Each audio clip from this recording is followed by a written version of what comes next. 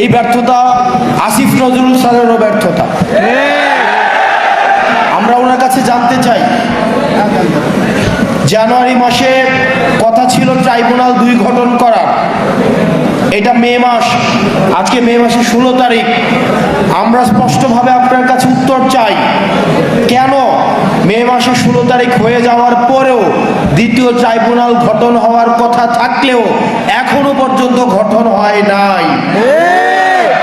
আমরা আপনার কাছে জানতে চাই, কারা এই হত্যাকাণ্ডের সাথে জড়িত যে আসামিরা রয়েছে তারা যখন কোর্টে যায় কোন কোন বিচারক তাদেরকে জামিন দিয়ে দেয়, কারা তারা এবং এসবের পিছনে কাদের ইন্ধন রয়েছে সেগুলোকে আপনি আমাদের সামনে প্রকাশ করুন।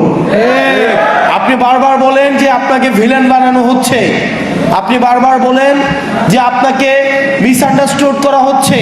তাহলে যে সত্য ঘটনা, আপনাকে যদি কেউ কাজ করতে না দেয়, আপনাকে যদি কাজ করতে কেউ বাধা দেয়, বা আপনাকে কাজ করতে কেউ যদি কোনো ধরনের প্রেশারে রাখে, সেটা আপনি জাতির সামনে উপস্থাপন করুন।